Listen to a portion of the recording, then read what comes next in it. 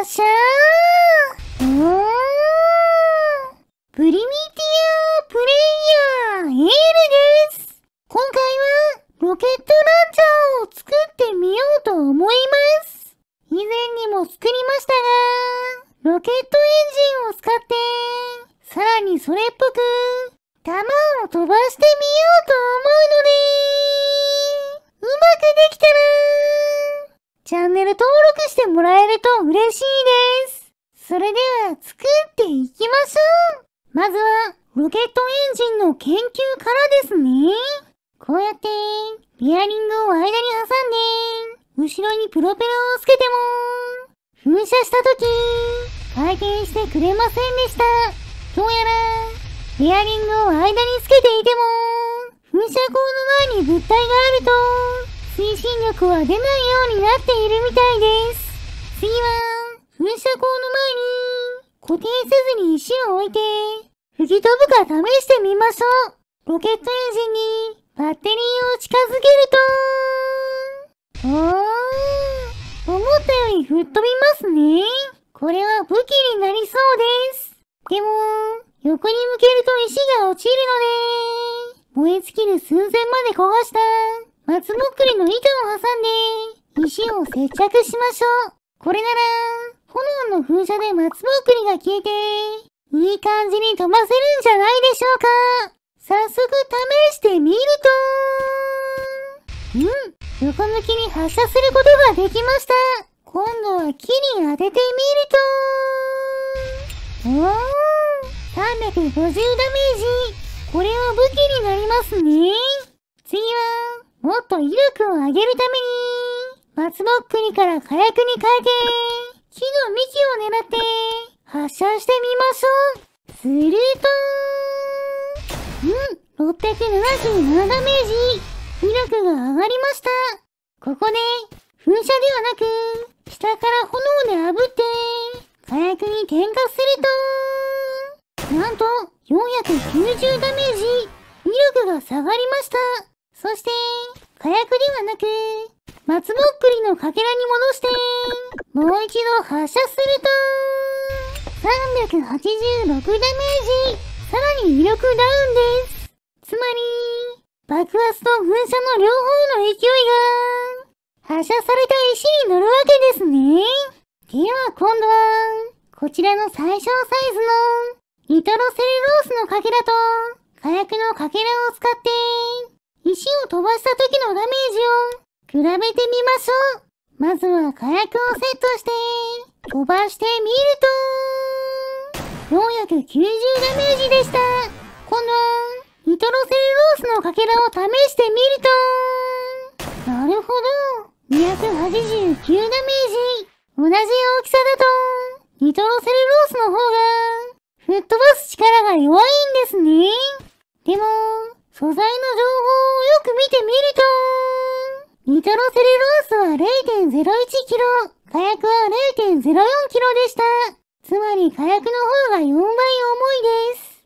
そこで、ニトロセルロースを火薬と同じ 0.04 キロに調整したものを使って、同じ位置から石を飛ばしてみましょう。そうすると、511ダメージ。同じ重量の火薬より少しだけ強いですね。でも、重量の誤差はあると思うので、同じ質量なら、だいたい同じだと思います。また一つ謎が解明されたところで、今度は、ロケットエンジン自体を発射する仕組みを作っていきましょう。それには、通電するもの同士の間に、通電しないものを挟むと、通電するくらい近い距離にあっても、電気が流れなくなる現象を利用します。この時、間にベアリングを挟むと、通電するようになりますが、ベアリングを通電しないもので固定すると、通電を止めることができます。これを利用して、スライムを食べると通電する、スライムトリガーを、ロケットエンジンに取り付けましょう。よし、取り付け完了です。早速スライムを食べると、発射できました。仕組みはこれで OK ですね。でも、狙いが定まらないので、もう少しまっすぐ飛ぶように改良していきましょう。試しに、火薬ではなく、松ぼっくりのかけらで、ロケットエンジンを固定してみましたが、こっちの方が弾速が遅いので、まっすぐ飛びにくくなりました。燃料も、まだ多すぎると思ったので、燃料を薄切りにしたら、燃料の内側に、スライムトリガーの仕組みを入れて、バランスを良くしました。このまま飛ばすと、少しまっすぐ飛ぶようになりました。さらにバランス良くするために、8枚の燃料で、周りを囲みましょう。この状態で飛ばすと、まだ安定しませんね。そこで、後ろに燃料で作ったフィンをつけて、回転するようにしてみました。そうすると、思ったように回転しません。それに途中で燃料が消費されて、フィンが消えてしまっています。そこで、軽量で燃えにくい、焼いたスライムを重ねたものを、フィンとして取り付けました。こちらを発射すると、狙いはずれていますが、今までよりはマシですね。とりあえずこの状態で、燃料がなくなった時に爆発する仕組みを取り付けてみましょう。スライムトリガーのスライムを外して、燃料につなげたら、その前方に、火薬とタングステンの刃を取り付けました。この状態で、燃料が燃え尽きるのを待つと、よし、火花が散って、火薬に引火してくれました。しかし、こちらを飛ばしてみても、うまく爆発してくれません。かなり遠くまで進むので、シミュレーション距離の中で、燃料がなくならないんですよね。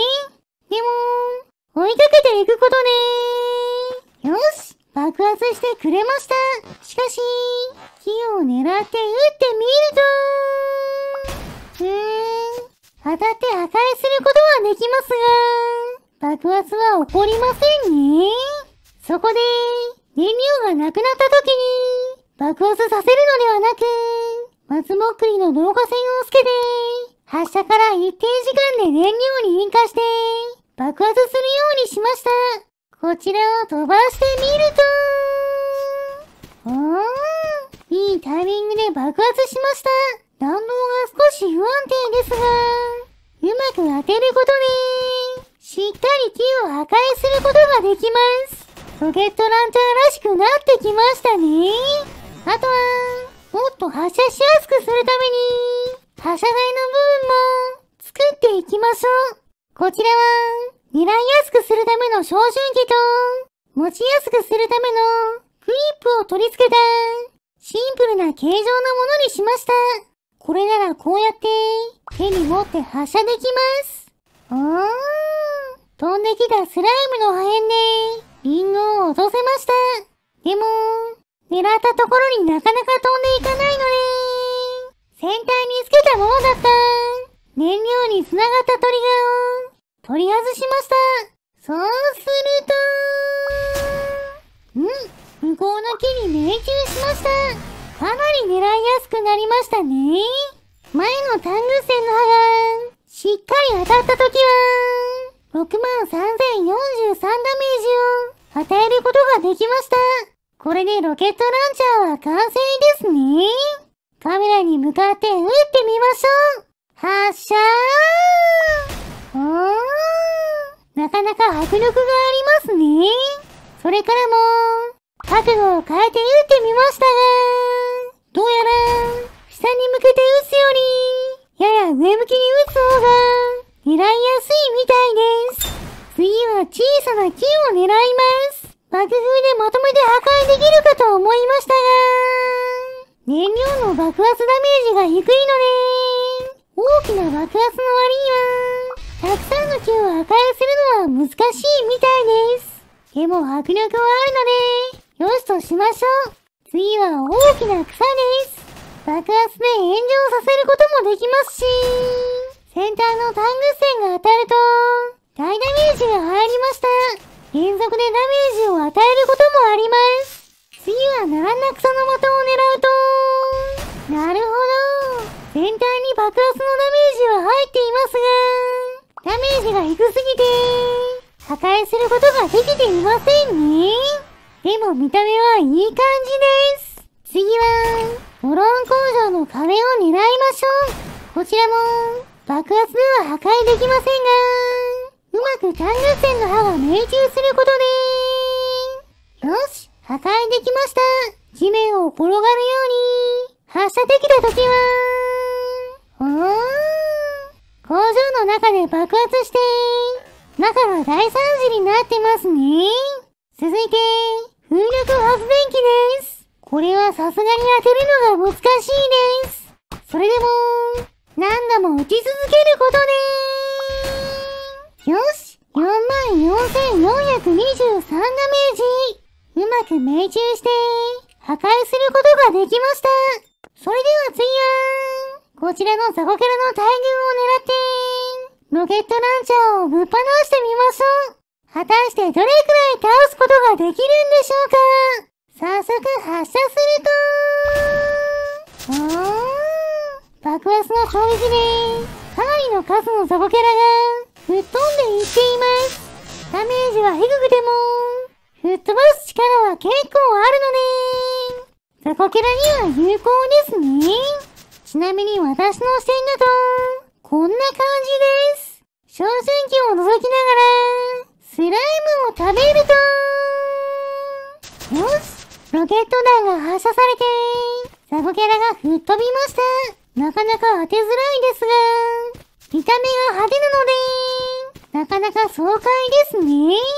それでは最後は、こちらの巨大スライムを狙って、ロケットランチャーで攻撃してみましょう。果たして倒すことはできるんでしょうか。タングス線の刃の前に、ガラスのかけらを8枚取り付けたら、少し離れたところから、スライムを狙って撃ってみます。それー！なかなか当たりませんね。弾道がかなり変化しますし、先端のガラス部分も、なかなか当たりません。それでも撃ち続けると、やったー !5506 ダメージ巨大スライムを倒しました。直前で爆発して、吹き飛んだガラスが、いい感じのダメージを与えてくれたみたいです。それでは、この勝利を祝して、スライムを燃やしてしまいましょう。燃えるものを集めてきて、火をつけます。いい感じに燃えていますね。よし、スライムも美味しそうに焼けたので、食べてしまいましょう。もちろん、今回頑張ってくれた、ロケットランチャーさんにも、お裾分けしてあげます。はい、どうぞ。今回の動画はここまでです。面白かったと思った